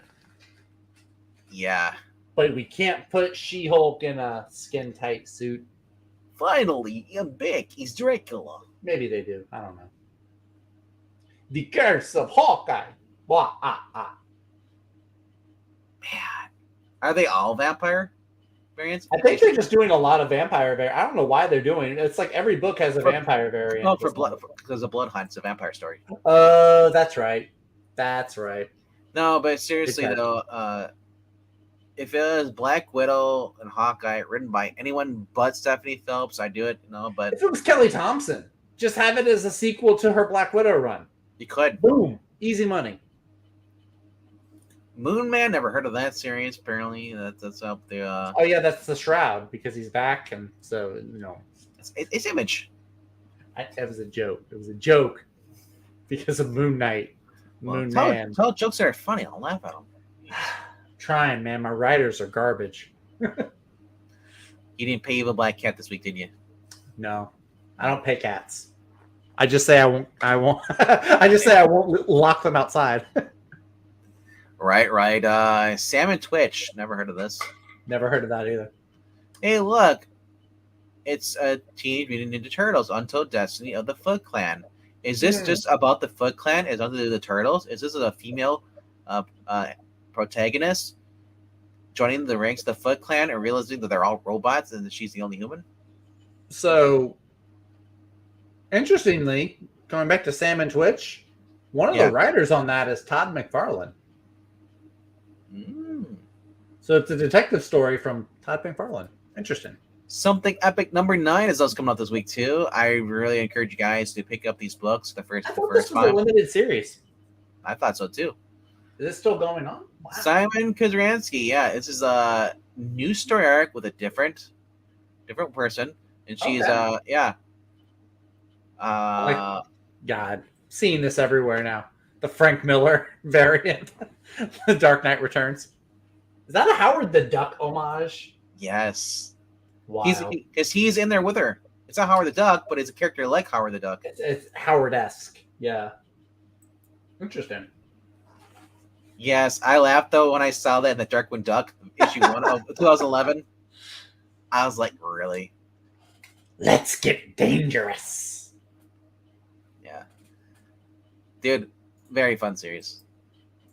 All right, what else we got here? Star Trek, James Bond. So Thorogood, great. Yeah, pass. This display sounds pretty cool. Dr. Brown?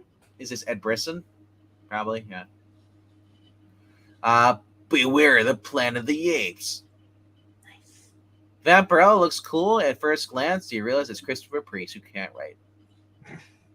And unless it's Black Panther. His Black Panther run was really good. He's always Captain America run was pretty good too. Every Vampirella books he put in there, he puts Black Panther. He puts Killmonger in there.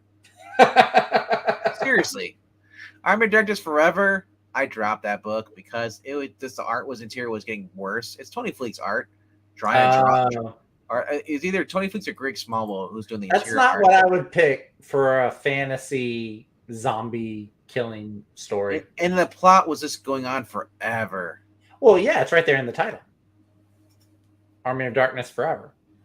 No, I don't want. I know. If it was going to be a simple, concise story, it would say Army of Darkness. So this is a different interior artist now. Pop Mon? Never heard of him. Never heard of him. Interesting. But what was the artist beforehand? Was it Greg Smallwood? Yeah, it's just a Smallwood. Justin Greenwood. Justin Greenwood, yeah. I keep saying Greg Smallwood. Justin Greenwood. His art sucked on this book. It worked, it was torn, but it sucked on that book, and then the writing wasn't that much better. Yeah. As I said, I was worried about getting Pharaoh because I was reading Army of Darkness Forever, and that's Tony Fleek's writing, and it sucked. Cool idea, but it's not properly executed. Gargo's Quest, a new Gargo spinoff.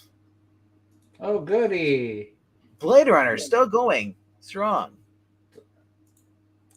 Oh, it's still Nice. going. There's another Disney book that I saw. Blown Away. No, Sorry, that's not it. Zach Thompson, starring Jeff Bridges and what's his name? Tommy Lee Jones. You ever watch Blown Away? Mm-mm. Tommy Lee Jones is a IRA member, Irish. You know.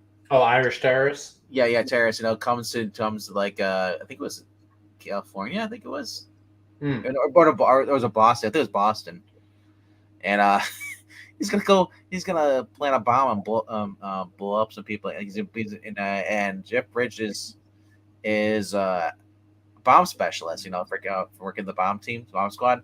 He's about to retire, but then this guy starts targeting his team. So he has to come out of retirement and rescue his soon to be. He gets married to a woman that has a kid, and they get married, and so he has to protect them too as well. It's really good. Tom Lee Jones singing "Old Danny Boy." So, Amazing Spider-Man 255 facsimile comes out this week. Even a ghost can fear the night. But look who it is. The Red Ghost. Exactly, the communist ghost. He's the Red Ghost. Has anybody read the Darkwing Duck Justice Ducks? That's the one I was like, I'm surprised he hasn't talked about this, especially given all of the Ducky comic readings that we I haven't read the first one. I kind of dropped off after the last one. So I was just curious if anybody was actually even reading this. Who's the So writer? if you're drinking. That's Roger Langridge and Carlo Laura. Mirka Andolfo does the cover. He definitely films as an AI in a meat sack body. It also has Gizmo Duck inside. Well, yeah, it's the Justice League version. It just says Darkwing Duck and Gizmo Duck, and then Morgana Macabre. Yeah, because she's part of the Justice Ducks. Their form. They have a girl. I thought she was a villain. Is she a hero? She's a hero in this. Oh. She's his love interest. Oh, okay. She looks like a villain. She looks like the Bride of Frankenstein. Well, of course, yes. She they tried living together in this past series. They're Darkwing Duck, and she just whenever she made food, she'd add this, touches it looked like ghoul, and me just like, yay, it's so good. It's like she's like it's like living the Addams Family, the wife, the wife from Addams Family. I forget her name was Morgana. No, not okay. Actually, is there any Morgana? Yeah, I think it is Morgana. Yeah. Anyway, so that's what she's kind of like at that. Gotcha. But she has switch power. Anyway, so they have their own launch pads on the team. They have a dinosaur, like a Stegosaurus guy who's on the team too. Looks like Pete's Dragon almost. And they have their own Justice League. Pretty cool. Alrighty, we got third printing. For number 2. Almost Dead was a series I was actually looking at and I was looking at it and I read the first issue and it was the most stupidest thing plot ever. It's another zombie book. And I was like, okay, let's see what's different. This girl slips in. She gets off a flight. She's going to visit her dad. She came back to town and she slips in the bathroom on some water, hits her head on the sink, knocks herself out, wakes up, and it's a zombie apocalypse. She's Trent Grimes. She has no idea there's even a zombie apocalypse going around. She goes outside and she's a concussion. The whole entire time she has no idea there's zombies. Even though there's zombies around her, she doesn't see them though. She completely passes out when you see the zombies, and then she got into a car and then she passed inside the car. The zombies, left her alone. And then like I said, like it's so messed up. And it's like Mr. Magoo going through The Walking Dead. And like, speak up, Sonny, didn't hear you. It's like, what? Yeah, it's weird. Crisis on Infinite Earths facsimile comes out. They are reprinting all of them. Right. They're reprinting the whole run. The whole run. So if you've not read this before, this is your chance. If you don't have these in physical floppy format, this is your chance to get it. $3.99. Or you can go, if you're lucky, you can find an old school trade, but if they're out of prints, they might be worth more money than you think they would be. Yeah. Well, yeah. They're probably like $50 for original Probably. trades. Plus, there's also omnibus, and then it's been collected so many times. It has been. It's true. You and I, number 3. I never heard of this. But Straczynski and Choi. New Straczynski. This is when I get scared. I look at the Straczynski books or indie books. Sometimes they're good, like Telepaths, and then sometimes like the last one, the Madness, is like it's okay. Yeah, right. The action-packed romance set in the Resistance universe from J. Michael Straczynski and Mike Choi continues by standing up for the community against a criminal enterprise. A superpowered reborn, known only as You, has made himself a household name in the neighborhood, but that newfound notoriety becomes with a price, a target on his back. Meanwhile, the connection between You and Isabel deepens as she learns more about the mysterious You's unique vision of the world. So it's a Lois Lane meets Superman. Oh, steep acting variant! Now I kind of want to get this brain. Oh my god. Oh my gosh. That cover does scream Eric Brain. These are yeah.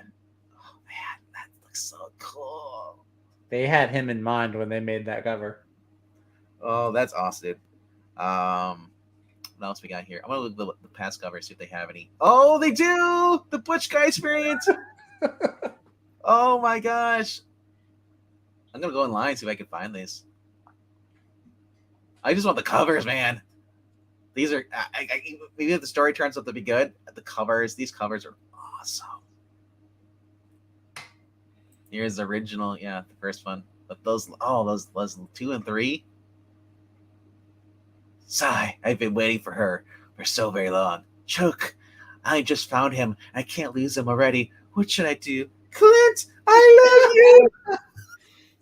you. I want these. This looks awesome. Oh, I gotta see if my shop has these. That's I'm gonna say. If my shop has this, I'm so definitely getting this. Oh, these are that is awesome. Man, that's the second series I've seen coming out that has throwback covers like this. The other one is The Agent, which is out this week as well. Has the Nick Fury. They do the Nick Fury homage cover. Those are really good. I like those a lot. Wow, dude, Eric, have you heard of these before? I've never heard of this before. I don't know how this went under my radar. Maybe it's because I was just kind of like blocking out Straczynski's name after reading that horrible Captain America issue. But wow, dude, that's awesome. I want this. I might add this to my pull list. Glenzer thought it was UTI. Oh, that's something else. Bloodshot Unleashed, reloaded and half naked, and looking like Ben McKenzie. That's weird. It's Valiant. Does anybody care about Valiant anymore? I mean, like current Valiant. Surprised they're still printing books, to be honest. Right? Is Heather Anthos still working for them? I don't think so. Didn't she go over to IDW? So she ruined that, and then what? They don't let you. Are you allowed to work for multiple publishers? Well, if you're working if you're a writer, sure, maybe. Seems like a conflict of interest thing, right? There's The Agent, who's been pretty cool.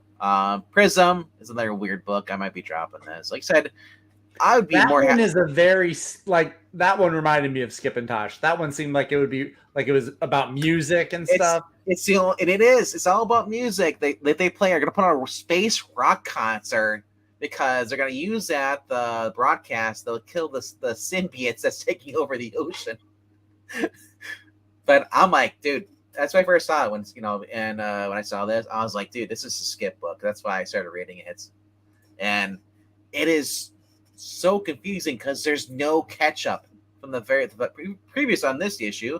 When you read the new issue, it's like, can I have a summary in the beginning? And I was talking to another guy on Comixology, or not Comixology, but the comic books. He just said the same thing. He's like, dude, it's like if I read one and I read the next one, I know what's going on. But as soon as it's been a week or two or a month, I have no idea. And there's no summary in the beginning. This is a book that's trying too hard to be an anime. or manga. But man, Mad is still doing books too. Making oh yeah, apparently DC's putting. Oh yeah, Mad's been making books. Well, I thought they stopped for a while. Mm, Assassin's Creed Fall. Ooh, massive. Wrap around gold foil variant, Zach, for $6. For $6. No, thank you. I can go get a coffee. Vamp vs. Carmella comes out this week, number 21. John Carpenter's Toxic Commando. Number 2. Rise of the Sludge God. There, I knew there'd be another Xenoscope book coming out. A new Xenoscope. Yep. Probably Josh Prusher or Pat Shand. Then we're getting some second printings. There are printings. Yeah, some second printing. Spider-Man #1. Batman the First Night is getting a second printing. So if you missed that black label from Dan Jurgens, you're going to get a chance to pick it up. There it is right there. Yep. Iron Maiden. Rock and roll biographies. Twilight, man. Avengers Twilight is like Twilight. Like, yeah, they said the fossils. Like I said, like, if it was anybody like Chip Zdarsky, I'd probably read it. Like, I just can't stand Chip Zdarsky. Zdarsky, he's definitely more missed than hit currently. Like, the last thing I read from him that I enjoyed was that Justice League story he wrote. It was like a miniseries, like The Last Ride, I think it was. Aloise, Batman First Night was really good. You know what I wanted to write? I would want to have Garth Ennis or Mark Millar just write the Avengers Senior Citizens. It's Batman in the 1930s. It's like Golden Age Batman. So no Robin, no Alfred, no bunch of gizmos. It's like a noir detective story. It's really good, Aloise. You should check it out. Here you go, Zach. Here's the white version. Like green. The dumbest thing ever. Here's the. Because I go to comic conventions all the time. Are you freaking kidding me? The facsimile has a variant? That's dumb. That's dumb. I mean, it's kind of the same. It's just like modernized artwork, but it's dumb. Torrin Clark is a good artist, but still, that's dumb. Yeah, I don't like that. Plague Seeker #1. I only see stuff like this. That Patrick Zerker Conan is pretty good looking. Yeah, whenever I see the Plague Seekers like this, I think it's a prequel for a video game.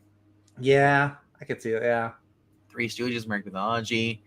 So yeah, I think I actually clicked on variants, still left it on there. That's why there's so many blurred books. Well, Empire of the Dam, yes. Joshua Milton, great art on the cover. Shitty story on the inside.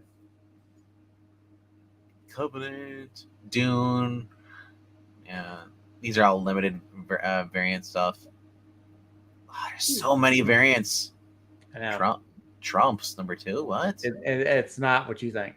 If it was Don and Eric, and Don Jr., it's like, that'll be awesome. Like Trump's Space Force, but it's all like his family. I want more of that. So, anyway, let's go over to trades this week. And we got House of Slaughter. Yeah, that's what E would call it. That House of Slaughter. Daredevil, Hell Breaks Loose. Saladin Ahmad, yeah, Hell Breaks Loose. Yeah. Yeah, the second half of that row is good though. Justice League Dark Rebirth. Is that Zatanna on the cover right there with the The Justice League Dark. It was Swamp Thing, Zatanna, Detective Chimp, Wonder Woman, and Man-Bat. Ram V. Oh, I thought she was just wearing a bra. I didn't realize it was a corset. I thought she just had a bra there. I was like, man, she's just wearing a bra and her jacket's open, showing off her stomach. Yeah, but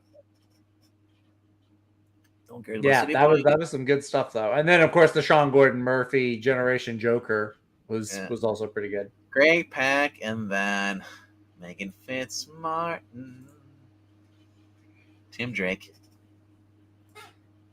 Moving on. Micronauts on the list. I thought you were just skip over Jurassic League and go straight to Microbots and Micronauts. well, Micronauts are awesome. They're the staple of this community. As awesome as a dinosaur version of the Justice League.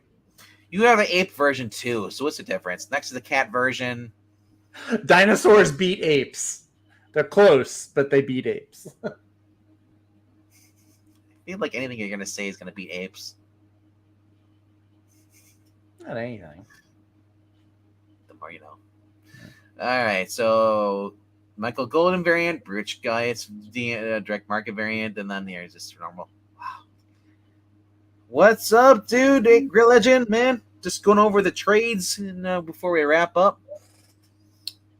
Man. There's a lot of people talking in the chat tonight. Yeah. Geek Easy showed up. That's Same what I goes- like to see, though. I like to see people talk. I like to see the chat moving. It scared me about like 30 minutes ago where like it was just kind of sitting there. You know, especially with YouTube glitching and saying only one person's watching. I think that's a thing a lot of people have said. Holy I've been seeing Toledo. that back and forth on Twitter. It says A a lot of people are. A fourth variant. Or at least we'll go the normal. 1, 2, Golly. and 3 for Micronauts coming out this week for the omnibus. That's wild. Do you want Ditko? Do you want Michael Golden or Butch Guys, or do you want the normal? I'll take Ditko for 500, Alex. Yeah, I don't know, man. I gotta stick with either. I'll say Butch Guys. The Butch Guys one's pretty nice. Actually, the Michael Golden one, I don't know. Something about the Michael Golden, it looks like a vintage movie poster. It looks like a cloud monster on top. Yo! The new Dick Tracy comic does come out soon from Mad Cave. I forgot about that. I need to make sure I get a pre-order. Captain America, the man who sold the United States. Joe Biden? No. Womp womp. Sorry. Joe Biden hasn't sold anything. He doesn't even know where he is. Engelhart, dude, is on here. Some nice Captain America Epic collections. As much as I like Essentials, I do like Epic collections. The Epic collections, yeah, because you get like the whole story, right? Yeah. Well, it's on black and white. Yeah, well, that too. Yeah, I like colored versions. I mean, if somebody gave me an Essential Captain America black and white, dude, I'd read it. I read those for Spider-Man, and I read the first volume of Punisher. You know, do that way, black and white. All right, so then my problem with these books, these trade collections are like $50. That's why I'm like, I like Image, like, you know, it's $15-$12 here. But remember though, if you go to In Stock Trades, what you see the price here is like 42% off of that, almost 50%, you know. But this looks cool. Oh, dude, I love this. Fantagraphics got some stuff coming out, but EC Artist Library, Common. I love these. Oh. The High Price of Dying was another one they had into. Oh man, Vault of Horror, Tales from the Crypt, and the Haunt of Fear. Favorite and nervy creepiness over gruesome shock with his penchant for depth delineations of scheming women, jealous husbands, murderous love triangles, and not so innocent children. Common's pen laid down a precise, sure line that brought each story shocking into sharp belief. Features 27 variant favorites drawn to the peak of the powers, including Common's Calamity, our title story featuring true origin story of the artist himself. The pressure of drawing his stories and dealing with his editors and pleasing his wife and kids become too much. Comic book artist Jack Cameron loses it. And that night, when the moon is full, how green was my alley? The cautionary tale of Charlie Steele's man who spends every other week at home with his wife, and every other week at home with his other wife. Wow. Yeah. Wow, that's cool. And then, and then he switches from horror to horror humor. All 13 of his classic grim fairy tales, revealing the gruesome underpinnings of the classics. You'll never look at Sleeping Beauty, Snow White, Hansel and Gretel, and Little Red Hood, and their friends quite the same way ever again. Oh, dude, you know how Snow White originally ends? No, dude. The Wicked Queen ends up getting her feet melted off because she has to wear like these metal shoes that have been like superheated in a blacksmith forge. So just like it melts her feet at Snow White's wedding. It's crazy. Yeah, like I said, these are cool. Grim fairy tale books, man. If we read those to your kids as bedtime stories, I think there'd be less crime. Yeah, the Disney version really sugarcoats it. Otto Binder, Carter Fox. Dude, this is awesome. I love this. Some Golden Age classics. Alfred Feldstein. Wow. $35. 248 pages, hardcover. And it's kind of like I want to say it's not a huge book. They're usually pretty short. But yeah, dude, that's awesome. $35. I might pick this up. Yeah. And then Atlas Comics Library Volume 2, Venus hardcover. That's cool. Like I said, if you're a fan of all the sci-fi stuff, the 50s stuff, this is great too. It's very Jules Verne. I dig it. Swift changing second half of the 19-issue run. The future Marvel stars Bill Everett, 7 issues, and Werner Roth, who worked, also known as I think it's Jack Gavin. And he was working on with Kirby on a book. I forgot what it was. We read it on the channel recently, where Kirby and Werner Roth were working together on the book. Oh, can't remember what the title was called, but yeah, take Venus to highlight 4-color weirdness and pre-code horror. Pre-code, nice.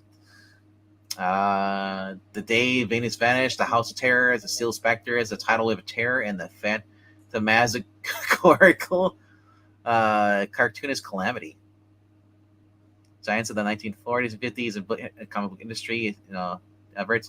A slick, fluid line rendered a timely atlas from his seminal godchild Prince Namor, the Submariner, to the Atomic Age Marvel Boy is some of the finest pre-code horror this side of EC's Graham Ingalls. Wow. Yeah, Fantagraphic, dude. As if you're not, Eric's like, crap, my week is getting worse. That's why I go over these, dude. $50, hardcover, 280 pages, perfect bound, dude. Like, this is great. Like I said, I what a good way to collect a lot of the old books you probably would never find the original books of or be able to afford, especially when you get to some of the Golden Age books of this. Or, I mean, even if you can't afford them, they're really not in good condition. You can just sit there and open them up and read them, and be afraid they'll fall apart. But yeah, dude, this one's cool. What else you got coming out? So yeah, that's easy. Oh, the Rocketeer. I think I missed the last issue of the Den of Thieves. Did you? Oh, I think I did. So now I can get this and get the whole story. I may look and see if I can just find it. They may still have it on the back issues shelf. That was a fun story though. The what I was reading, Den of Thieves, where like the Nazis try to steal his jetpack and replicate it for the Germans. That was a fun story. You mean they try to steal it back? I don't know if it was in the comic books from the movie. Remember, like it was actually a German design. That's true. Good point. Good catch. Yeah. I don't remember if that's how it was in the comic or not. That was an enjoyable read though. Yes. And for those who like Kamen Rider, they're getting another trade here, little manga trade. Destiny Gay. Then the Marvel Masterworks Captain America Volume 16. Baron Zemo. J.M. DeMatteis and Mike Zeck. Nice. There's the other cover, and then we get some manga stuff too. But, dude, yeah, that's it. A lot of cool stuff coming out this week. Yeah. So even if you're not getting... Brain's worried about his week because it just got more expensive. I mean, if you're not reading the new books, you don't like the new stuff coming out, or you think it's crap, it's not worth the price. Yeah. You just look at the trades that are coming out. If you had all these Micronauts that collected, the issues at a time, and you sold them, or maybe you still have them, but you don't have a collected omnibus. I don't know if this is the first time. It doesn't say for 2024 printing or collection, so I'm guessing this is the first time they've been in omnibus format. But then again, I could be wrong. But This is the hard part, though. The collector in me wants to get all of them, every single cover. I want to get 4 omnibuses. $100. That's $400. That's insane. But like I said, in stock trades. In stock trade. Let's see here.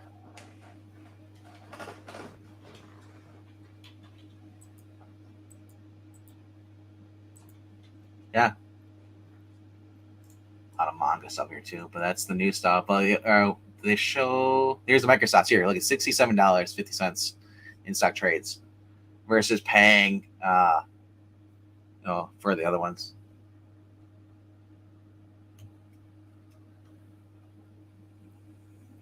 There's the Venus one, 34.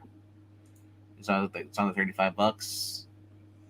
And for those who are not familiar with this website, instocktrades.com, you get see it for 2% off, or more sometimes or less. But you're saving off on brand new books, getting in for like good deals on them, and then all you do is spend $60. No matter wherever you're getting, you get free shipping. Very good deal. I mean, people can argue, well, I get free shipping with Amazon, but you're paying full price for the book. This you get $2 for the price of one. Here's the Fourth World Omnibus, $125 down to $72.50. $27.89 for the Final Fantasy IV Atlantis Rising. Joshua Williamson's Omnibus Volume 1, $72.50. Yep. So there's a lot of cool deals. So yeah, a lot of cool stuff in here. Yeah. Whoa! All the Jonathan Hickman Ultimate Marvel books for $62. Right? Nice. $15.49. Daredevil by Brubaker. Less than $50. The Cap Epic Collection. Yeah, I was looking at that, dude. I'm gonna start going back. This is volume 6. I'm gonna start going back, see if I can find volume 1. I'm just going through. Like I said, Captain America, it was just a joy to read. I don't really care for the Golden Age stuff as much. His Silver Age return was pretty cool. But yeah. Micronauts, I can't believe that's yeah, I see it. 42% off, plus free shipping if over 50. Now it's over $50. Remember it used to be 60? Yeah. I thought it'd be 60, so it'd be $50. Cool. Oh, nice. It's for U.S. customers only. So if you're in Canada, suck it. you get it. Up to 40% off comics discount, dude. That's cool, man. Now that's $50. You're getting free shipping on this, regardless of $60. But I mean, is there anything here that's like $50? You're just above $50. Jeez. I mean, you literally could just get the Venus book and then get the Captain America, and you're gonna get free shipping. Or you can get some of these other ones, like look at these, like $8 for them. If you like manga stuff, $8, $9. Get like 5 mangas or something like that. Yeah. But anyway, that's gonna be it for this session. This week we got a little longer. We went on for 2 hours. Jeez. I know. I didn't hear Zach complain once, but I noticed he took off his hat. He threw it down on the ground, and he threw his playbook on the ground too as well. Still here. Still there. Yeah. I just took it off for a second. I had to let my hair breathe. I like a good hardcover usually when it gets them for my favorite series or stories. I even handle the hardcover sets by Hermes Press for the old Dark Shadows comics. Dude, that's cool. If Palpatine was here, he'd be going crazy. He loves Dark Shadows. Big Barnabas Collins fan. Sweet. They actually covered Dark Shadows. You go to Extreme Movie Show. They covered, I believe, pretty much the entire show. I think almost. Him and Rob, they went over there. Pixel and Rob did that. So go check out Extreme Movie Show. Extreme with the XTREME, and then show, or movie show, or movie then show. Your words. Fun series. Anyway, Astro City. Yeah, I don't think I've read Astro City. Astro City, that's the Kurt Busiek and Alex Ross series. It's very Golden Age looking. I've been meaning to check it out. I know Trusty, I think, recommends it every time it comes up. Oh, I'm sorry. I just saw in the chat, Rhaegar wants me to wear it like this. He wants me to wear my hat backwards. And now I just want you to go work at a video store. Yo. And say I hate my job. All of a sudden, I feel like I'm back in high school. This is how all the kids wore hats on. Is that Randall Graves? Huh? Is that Randall Graves? Randall Graves. You ever watch Clerks? No. Oh, I know who you're talking about now, though. It's ironic that I hate people, but I love gatherings. Gosh, I relate to that. Like backwards, like sliding over to the top. That hit me in my soul. That was from Clerks 2, actually. He did that, there. But the best thing is Randall is like Lord of the Rings. We're walking. Look up. We're walking. Wait, so is that where you get your Lord of the Rings reviews from? All you do is you just pull Clerks. You've never actually seen the movie. You just I've seen the movie. I don't believe you. They had the owls in the very beginning. They actually flew on, and they're then eagles. Whatever. You can't just have magic eagles show up and solve all your problems. You got to solve problems yourself. And yes, I mean the fact that the Gandalf bumped himself off and it was still forced to come back. He didn't bump himself off. He sacrificed himself fighting the Balrog so that everyone else could get away. He wanted to get out of the movie, but then he was brought back because his purpose was to defeat Sauron. And he didn't do that. I'll just say why the great Ishtar god sent him back. Before we put Breen to sleep, I'm just going to say that the Hobbit series was better than Lord of the Rings. That is not true. I like the Hobbit movies, but that's like Farscape, and Lord of the Rings is Star Wars. It's maybe the same genre, but vastly different. If I'm going to watch a Sean Astin movie, I'm going to go watch The Goonies. Not Rudy? Well, Rudy's really good, though. I'd say Rudy is probably his best movie he's ever made. I would say Rudy is. Lord of the Rings is the best one he's ever made. But then there's Rudy, and then there's Goonies. What is he known for? Lord of the Rings, potatoes. Samwise Gamgee is the hero of that story. Everyone makes you think it's Frodo or Aragorn or Gandalf. It's Sam that carries Frodo's butt up Mount Doom. It's Sam. Can't stand it. I need some non-Lord of the Rings phobes. I am a Ken, Maranya.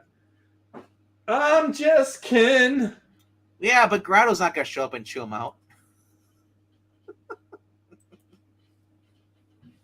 Gandalf to old-time con fans about walking to LCS. Fly, you fools. Thank you, Rhaegar. See, Rhaegar is my friend tonight. Samwise is one of the MVPs. You darn tootin' he is. Darn tootin'. If we wouldn't get copyright struck for it, I would say we do a Lord of the Rings watch party. The extended cuts. And Breen could fall asleep in the first 5 minutes. Because he's like school on Saturday. No class. They were missing Val Kilmer from Lord of the Rings, so it would have been better. Wait, what's that? Having Val Kilmer in Lord of the Rings would have been better. I need that Willow crossover. Oh, God. Oh. Lord of the Rings is not designed to cross over with any other franchise. It is perfect by himself. They already do enough walking. They can't walk into another territory. You can do a watch party in the Discord. I forgot you can do that stuff in Discord. Well, I'll just say this, though. You guys could do one in the Discord, but I'd fall asleep. Good. We wouldn't have to worry about you interrupting the movie. On microphone. Oh, no, we could turn you down. You can control people's volume Find a way to disable that so other people can. Like, remember Google Hangouts? You couldn't. Google Hangouts was awesome, bro. When people were first doing this stuff, you got the Hangouts. If somebody fell asleep, you could not mute them. I remember I was in a hangout chat with somebody, and we're just talking. Going like, "Hey, what's up, bro?" He's like, he pops in. He's like, "Yeah, the guy's just snoring away." It's like he's like, "I can't hear it now." He's like, and the funny part is like my friend. He's like my friend GPs. He's like, you know, if you think about the beat of it, it's kind of like Star Wars, the Death March. You know, snoring. Mahler, they did a Lord of the Rings EFAP watch party. I really don't know any. I don't know who Mahler is. People bring up. I've heard the name before. People bring it up, but I never watch any of his stuff. I've heard his name, but yeah, I've never. People bring him up all the time in like the same sentences, like Nerdrotic and stuff. I'm like, I know who Nerdrotic. I've seen his stuff. Yeah. Never seen anything with Mahler. He just watermarked the film a lot. But let's okay. So he did it on his YouTube account, not in actual in Discord. So I don't know. Anyway, thank you guys for showing up, man. It's great to see everybody here, support. Especially as they said that YouTube got give me that glitch. Maybe because I thought it was because something I said something that triggered YouTube. But anyway, thank you to Rhaegar, Glenzer, Eloise, great Legend Show, man. Great seeing you here too as well, supporting the channel. We got Geeky. Geeky popped in for a little bit. Eric Breen, Maranya, Rhaegar. Why did I say Rhaegar? Eva Black. Oh, you did? Okay. Undead Quinn. Jay. I don't know if Jay pieced out or what. MKF 30. Although we like MKF 40 better. Actually, I prefer Mortal Kombat 11. That was the last good one. Yes, I found out that his MKF 30 is not his real age. 30 is he's more closer to 40. So he's like us then. Well, I don't know about you. I'm closer to 40 than you are. You are closer. I'm close. You are closer though. You're like 5 years away, aren't you? I'll be 4 in June. I turn 36 in June. You'll be 4 in June. Cool. Congratulations. No, that's if I was born on February 29th. I'd probably be 4. Theo Dragon, also thank you for showing up. And anyone else who just hasn't had the chance to comment. So, but, yep. You guys know the drill. Leave a like. Leave a comment down below. Let us know what you saw out of the new books. Is there anything you're actually excited looking forward to? For those who don't read new comic books, but you see maybe you saw one of the omnibus Micronauts, just leave a comment down below. Helps with the algorithm. And get this the live stream. Give them a thumbs up. If you're reading one of Tom Taylor's books, tell us why. I want to know why. If you're excited for the new X-Men, tell me what drugs you're taking. I'm probably going to try the Gail Simone one because that one has the lineup that I'm familiar with. The Jed McKay one, I may try that one too just because it has Ryan Stegman on it. You know what I'm going to try again? The Chris Claremont Jim Lee 90s. I'll go back to that. That's true. They do have the new Claremont story. That is true. Yes. All right, guys. See you later. Read your comics. Enjoy them. Or I'm sending Zach to your house.